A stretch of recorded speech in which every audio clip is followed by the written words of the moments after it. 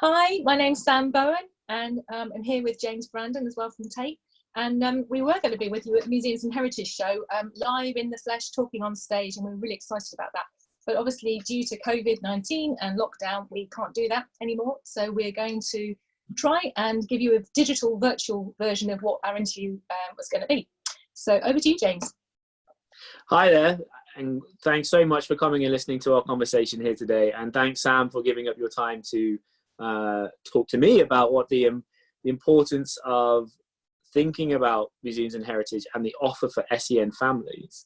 Probably a good starting point is to introduce ourselves, really, and talk about what we do and definitely our links to the SEN community, but also what sort of activists are we. I think that's a really nice way to introduce some of our personality. Cool. You're going to go first, James? Sure. So I'm the Diversity and Inclusion Manager for Tate Art Galleries, and I've worked for the Tate for about 3 years. It's my first role in the museum and heritage sector environment. Before that, I worked in the sports sector, I worked in mental health, and I worked in local authority. So my experience has been very wide-ranging, and I would say that my practice is very much around not necessarily the art history, but it is about seeing museums as a civic space that is open for everybody, and therefore everybody should be part in the design of those spaces, and everything should be accessible to them. My background and links to the SEN communities is that a lot of the work I've done has been very disability focused. So it has been thinking about how do you center communities in decision making, in product design, in building design, especially hard in this sector where you are sometimes inheriting 500-year-old buildings and you're trying to make them as accessible as possible for communities today. In sport, my role was very much thinking about how provision for physical activity can be made, and that was often through just going out and designing new things that was going to be able to support a child and their family to have physical activity together, whether that is a weekend activity, whether it was a specific piece of activity that was about respite, whether it was working with a swimming program and saying, how are you going to bring in SEN children into this swimming program? And that's been my relationship with the community, alongside having relatives who themselves identify as SEN, and particularly having worked with organizations with that focus.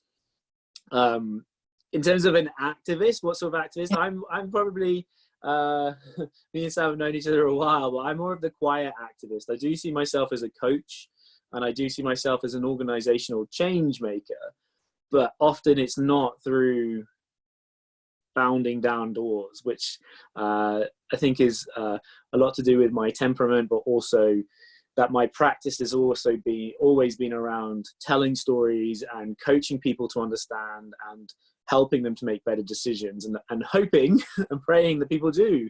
And then often when they don't, coming back and saying, well, do you know that conversation we had? This is what the outcome of that's been. I always, though, want to be more activist, and I just never really find how to do that. I always think it's about, for me, I have a nature where I'm very kind of questioning and trying to get people to get there themselves. But I know that that's very different for you, Sam. Well, I don't know. I think actually it's like a rainbow, isn't it? You need every colour, every shade of activism within there. And I definitely, starting with that last question first, then I'm an accidental activist. And maybe before coming into the SEN or SEND world, because I should say up front, my daughter is special educational needs and disabled, and so that's how I've come to it. So I guess, yeah, from the lived experience and the sort of the injustice that we found and the difficult experiences we found, you know, that can make you kind of angry as a parent, because you're looking for equality wherever you can go, and so therefore that can make you bring out more of, as you were saying, more of that sort of louder voice in activism. But I do appreciate that there's all different sort of modes of activism, and I think they're all valid and they're all important, because then we get a balanced view, as long as they're all pointing in the right direction. The job role, so at the moment I'm a museum development officer. I have been actually a few times, one of those weird odd jobs. That my job share was like the weather people, that one of us was going off on maternity leave while the other one was coming in. So, but we're actually both working in, and we cover all of Kent. So at the moment I've been incredibly busy because it's a sector support role. I'm lucky that I can work from home. But I have to say, juggling that with a husband that's also working from home and also works in the museum sector, and looking after our daughter and trying homeschooling, and you know, which is different for SEN, has been it's been a challenge. But I'm pleased to say I think we've risen to the challenge and doing quite well. And so yeah, I'm supporting about 50 museums based in Kent and Medway, and it's a trying time at the moment, supporting everybody and trying to get everybody through this as easily as possible. So, but I've actually worked in museums now, I was working this out yesterday, 22 years. So, Wow. I know, don't look old enough, do I? No. And actually I joined lateish, so I started as a volunteer, but my first proper paid job, so to speak, in the museum was as a curator of a large open air museum. I absolutely adored it, and I got really stuck in family engagement, in running events. And at that early point, when I didn't have any knowledge of SEN, personal lived experience of it, I was still drawn to working with hard to reach groups, with adults who had poor literacy skills, working with hard to reach families, and so I think that calling, so to speak, was there. I already was trying to make the exhibitions and the content that I was delivering as accessible as possible to everybody, and physical accessibility as well. So that was that. I then moved on to be an education manager of a very large, the second largest heritage attraction in Kent, which was very different to the curator role, but gave me a really good balance on the other side. So I've looked after objects and see how important objects are, and all the rest of it, but I also know how to unlock the stories in objects. And actually I probably moved more in that direction, and engaging with heritage settings and museums is about that experience, which feeds beautifully onto the SEN stuff, because you don't have to know the date of when something was made, or you know where it was made. That isn't actually what it's about. It's about experiencing different environments, which is, you know, is quite doable. So yeah, so I said about my link to the SEN. I've answered this the wrong way around, haven't I? So kind of activism. I do go online a lot. I love Twitter, and the people you can meet. I've met you through that, and we also had the Changing Places event, didn't we, with DCN at your place. So yeah, I'm a Changing Places campaigner. I'm a storyteller for Scope. I just thrive on it, actually, because it's a positive thing and positive change making. You know, change can be made in lots of different ways, but I love doing it. I'm very lucky that the work I do at the moment has enabled me to run projects with museums, linking them to special needs schools, and a really big project last year across the whole of the southeast. 13 museums, 13 different special needs groups, some post-16, some preschool, and a home educator group. And I'm also the author of the Special Schools in Museums Toolkit, which is available on the South East Museums Development website.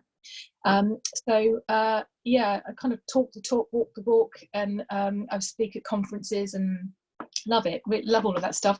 But my main aim is really just to get more people thinking about it, and also, you know, demystifying stuff. And then when we wrote the toolkit, it was so successful because we had a jargon busting sort of lexicon at the back, which said, well, you know, when somebody says these sort of jargony little words, this is what it means. And people were really grateful for that, actually, to demystify something. And you just start somewhere, is my tip. I think it's a good starting point is to start with that toolkit. So talk more about that toolkit, because I think we can put links to the content for it after. Yeah, that'd be really good. I could have got one. I won't now scully in my cupboard and go and get one. But so yeah, it's a really practical guide. It's downloadable from all sorts of places now. I think Kids and Museums and GEM have got it on their website as well. And it's starting from scratch, kind of as if not expecting you to have had any experience with SEN at all. Now it is, we did write it in conjunction with teachers, so it was looking at getting in schools. However, as an ex-education manager, I say if you do your schoolwork well, you're going to get the family coming. So a lot of what's in that toolkit is easily transferable, and a lot of the planning, the action planning that you can do with your team. And you know, one of the things, I've worked with museums for quite a long time now, and gone to conferences and heard people speak, and lots of great work is going on, and I think we need to celebrate that. You know, that needs to be shared more. Possibly Twitter's a good platform, but there are other platforms for museums and heritage sites to share what they're doing. I try and get on as much as I can and encourage people to do that, because learning what else somebody else is doing in a different view is the quickest, easiest route of doing it. But of all the times I've worked with people, time and again, I've had museum educators really get on board and learn what to do. But they said, how can I sell this upwards to, trust, depending on their governance, as trustees, councillors, the director. And I think that's key. So that's where my activism has sort of shifted slightly over the years. It's not sort of just educating people on how to work with the SEN. It's now about, as you were saying, it's quietly knocking on doors. It's going back to people. And it's sort of saying, actually, the ethos between inclusion, and we're talking today about SEN inclusion, but the ethos about inclusion has to come top down, bottom up, and meet in the middle. There've got to be no gaps. Otherwise, you could be doing all this great work, making all this fantastic content, but, is it authentic? I think people spot things when it's tokenistic. I know I do. And actually, as we're going towards, maybe lockdown's been a really useful time in some respects for us to reflect on what we are doing, who we're for. And as you started this, we should be for everybody. We're social cornerstones of society, and we should be for everybody. So it's about taking that time to really make sure that we look at our ethos and want to truly do that. I think you're raising really interesting points, and coming from a sort of institution view, I don't know how even having a portfolio of 50 museums, how you then even start that process. But with, last summer, we very much were over Twitter and called out, Tate was called out for having an inaccessible experience as part of one of our exhibitions. In the same week that we were labelled as one of the top 4 accessible venues, leisure tourist attractions in London. So I think there is something very much what you're saying there around consistency and whole organizational approaches, and Tate for me has been doing great work in this area for a number of for decades. One of the first museums to have a changing places toilet, a really robust education program, great relationships with the SEN schools. For me, really excited that by the end of next financial year we should be in a position where all of our galleries have a changing places facility that's in Liverpool and London and in St Ives. Right. However, there are still things that can often fall under the radar.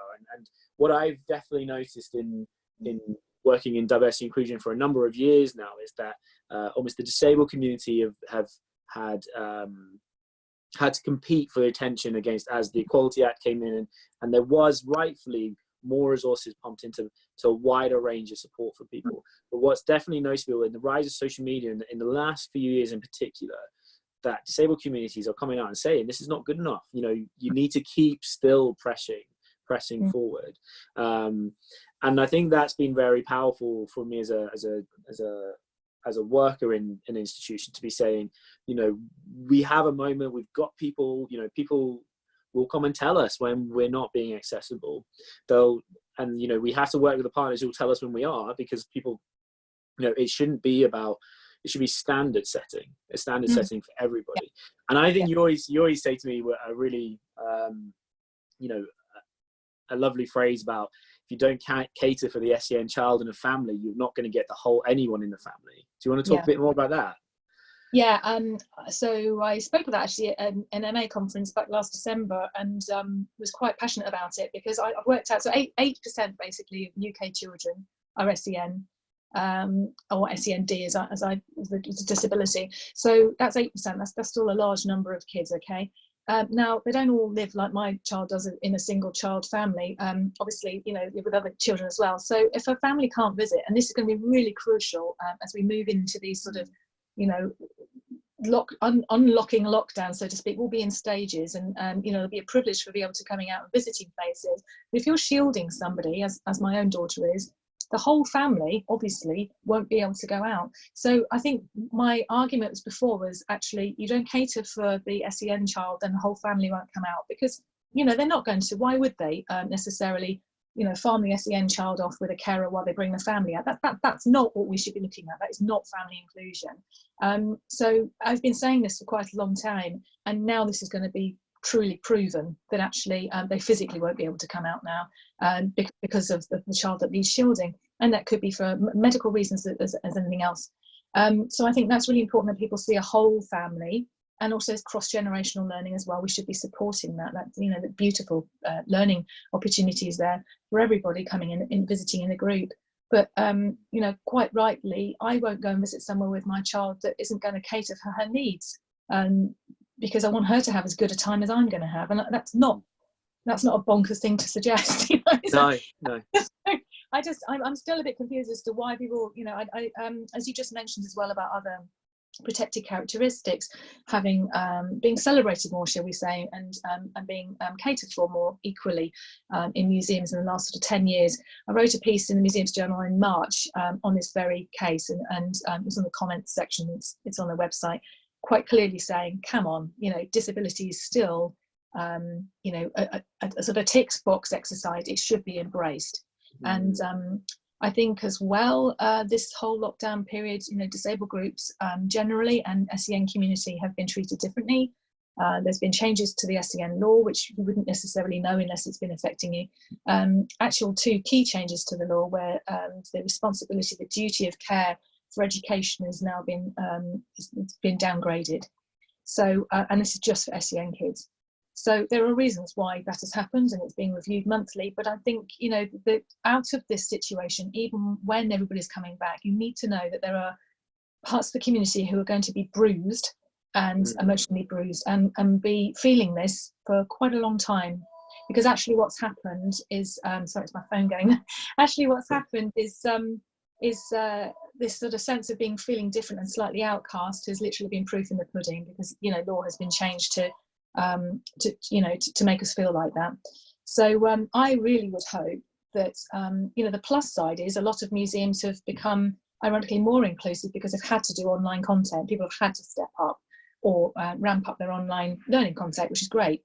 And the beautiful offshoot of that is that then makes things a lot more inclusive. But I really would support that people still continue to do so even when they start to open again, because there's real benefits for that. I think that there is, that we're touching on a really going to be a pivotal point for the sector here, is that the sector survival is going to require us getting those operating models really back really quickly and getting people back into our venues.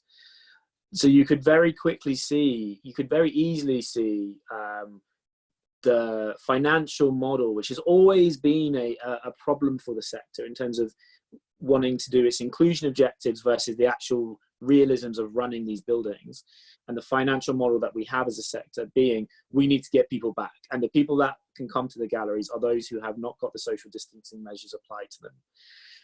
But I think you're touching, what's really right is that we've seen this wave of online content that museums really do need to continue to do that work, because there will be families who probably will be socially distancing until there is a vaccine, or they will be socially distancing for months to come. Yeah. I think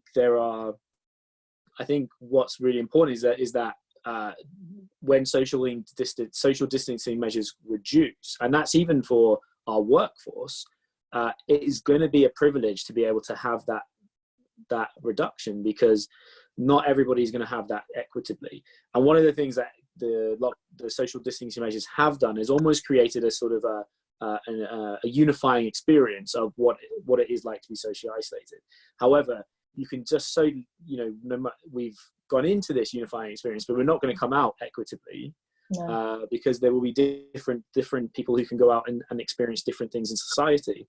But there is going to be this real pressure on, get your volunteers back, get people in the gallery, protect the staff, make sure that the audiences are coming through. Let's start getting money generating through those retail shops and get those through the cafes. Let's make sure that we can get the buildings running back. Let's hope and pray we get the schools back. That there's going to be so much pressure on the numbers for everybody. Alongside that, this idea of this online content, and I think one of the key things we wanted to raise about the online content is making sure that online content is accessible. There's been so much content produced, and I think it's really important that people have an access to how people producing this content have access both to a couple of different things. First of all, best practice that's out there for producing those content, whether that's using YouTube closed captioning, or it is understanding the different things that will make a piece of video text or a piece of handouts or toolkits that they're producing for home accessible to everybody. And then the second area of that is making sure that the critical groups are coming around your museum. So are you speaking to those people most hit by this virus, and those people who will most likely not have the privilege of this when the social distancing measures finish? So how are you engaging that group and in that group in terms of both your workforce, your volunteers, and the audience piece? Because it's going to be important to understand their needs and not instantly fall back straight into business as usual. And I've been talking about building back better. So hopefully using this time to build back better. Yeah, and actually taking the time to do so, because usually we don't have the time to step back and do that, do we? The standards. A couple of organisations we should probably mention then. So the Disability Collaborative Network and also Vocalise both have lots of guidance on their websites for that. And taking this time to, as you say, come back better. You know, in some cases, just a matter of tweaking what you've got online already. Accessible websites are a huge part of planning a visit anyway, let alone a virtual visit, but I mean, planning a physical visit. And many just within the disabled community, but also SEND families will have to look on your website first and check that you've got everything in place. And there's a bit about that actually in our toolkit that I wrote, you know, even 2 or 3 years ago. So that's always been the case, the signposting side of things. Another thing, I mean, the volunteering, that's something I'm working on at the moment. I'm trying to support a lot of museums on how safe is it for volunteers who may be shielding now. And some of my museums I work with are completely run by the people within that shielding community. So it's going to be very different for them. But actually, I think it's important to think about volunteers and all staff in terms of, I try and ask museums to think, when we're talking about SEND provision, ask the people who work for you first. You know, 8% of children in the UK, pretty much I would you know, bet my hat on that somebody working within your organisation either has direct experience, like they're a grandparent or a parent or auntie or uncle or somebody with SEN, or they know somebody who is. So starting from personal experience not only is a useful grounding to going and asking those initial questions, but then you've got your advocate within your organisation. And to me, it doesn't matter where that advocate sits in the line of an organisation.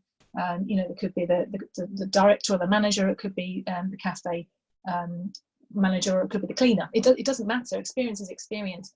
And I think you're right about this unifying, we've all been in it together feeling. I hope that is taken forward a bit more, actually, in terms of not looking at hierarchies within organisations and people just coming as human experience of, well, I have got knowledge in that area, and, you know, or I haven't, but can I borrow your knowledge? Start sharing experiences and knowledge and listen to each other more. It's something I've been saying for years about this, but actually trying to find the positives out of this situation would be good.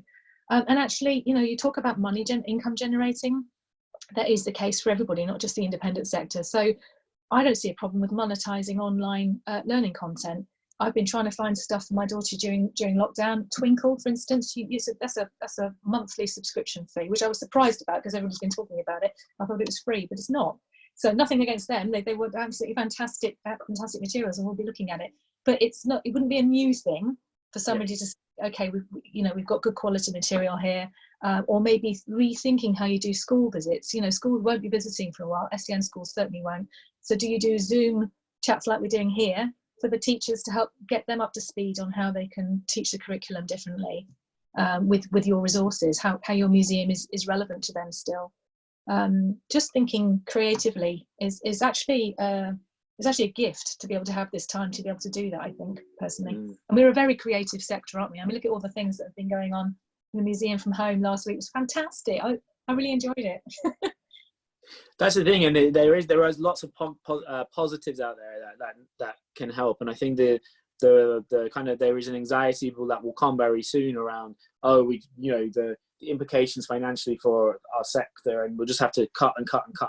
Whereas actually what we've got is a moment to really come together and be thinking about what does the new operating model look like, and what is that going to look like over the next year?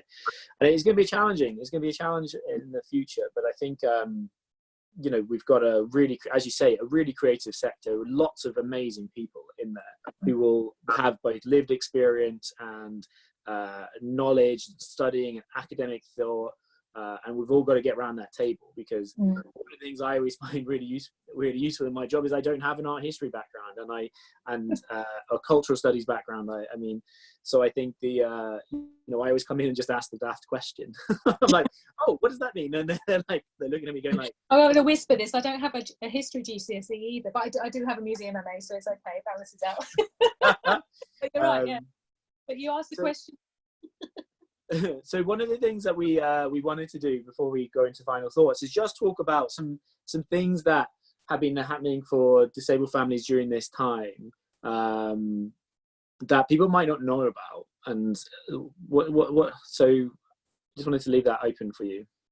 Yeah, so as I've just already mentioned, some of the negative side of things of the changes in the law. So there's the coronavirus law, and some of that had an impact on SEN provision, not just it was social care as well as education and learning.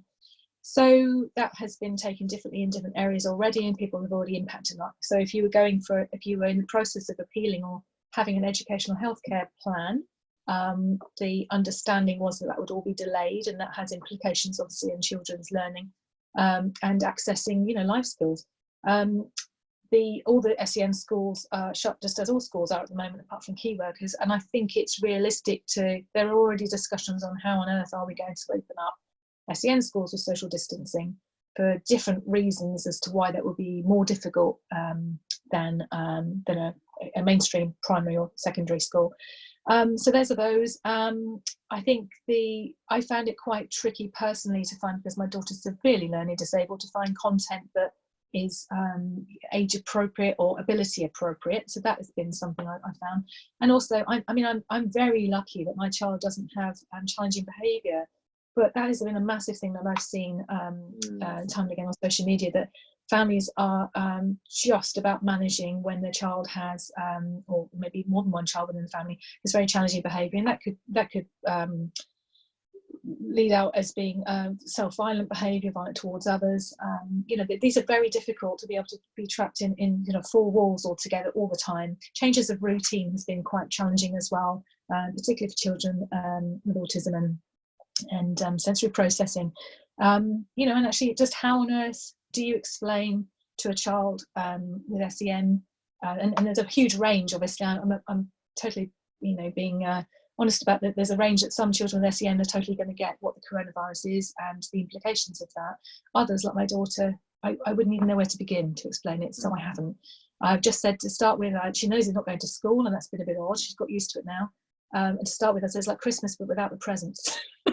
But actually, 2 weeks in, and Amazon started getting used, because I realised there's only so many toys you can get by with.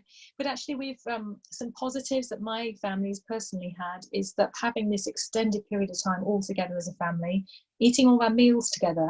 And that's something really small, but obviously she usually eats lunch at school.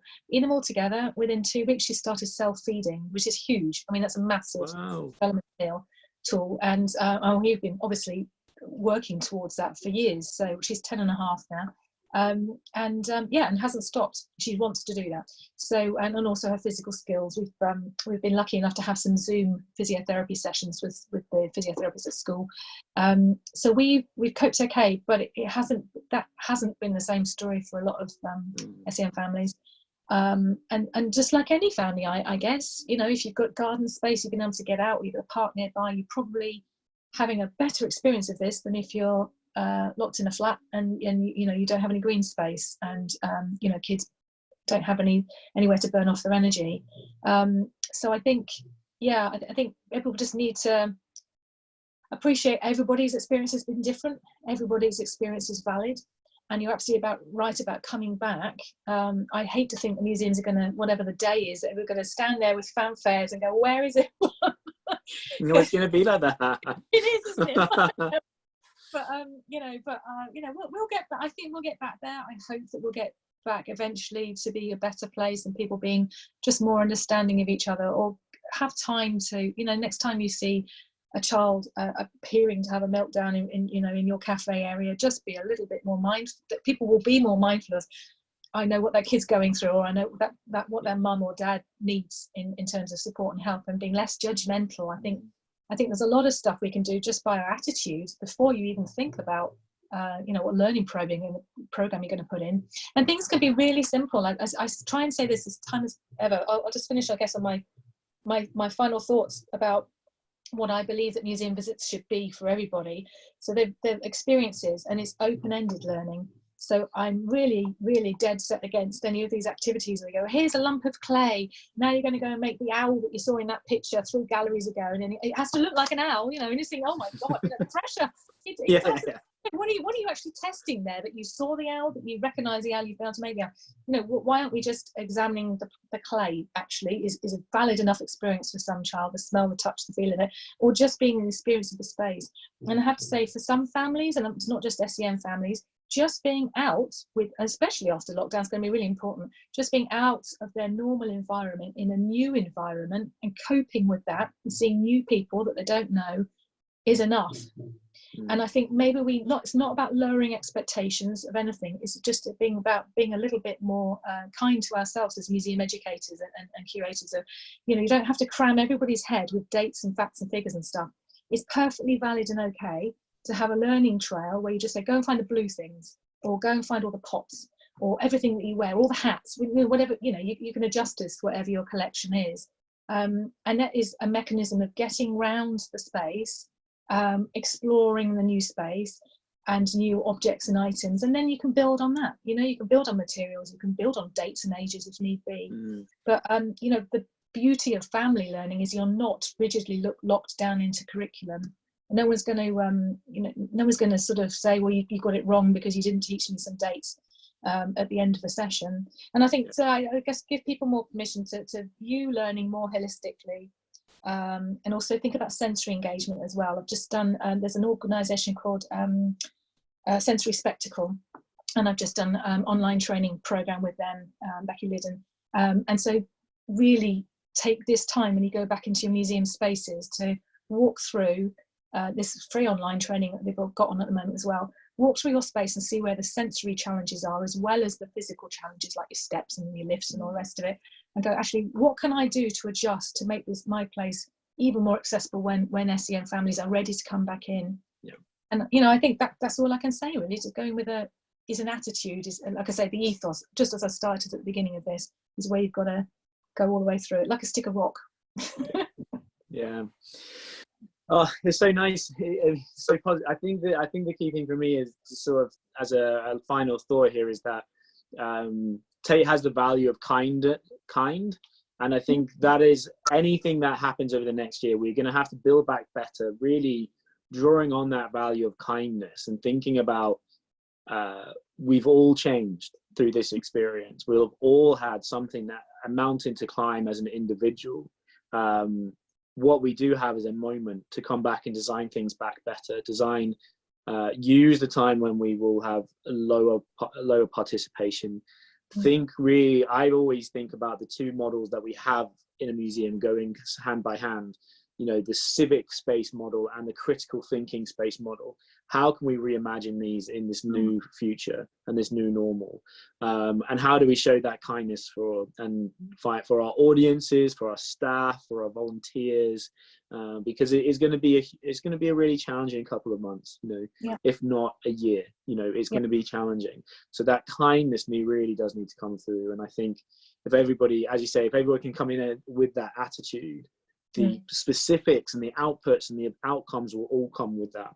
And I think for me, that's the key thing. Yeah, they always do find themselves and find a way of levelling out, and people come up with ideas and you build upon ideas. And as I said, if you ask people that are already within your organisation for ideas as well, that the ownership of an idea is really important.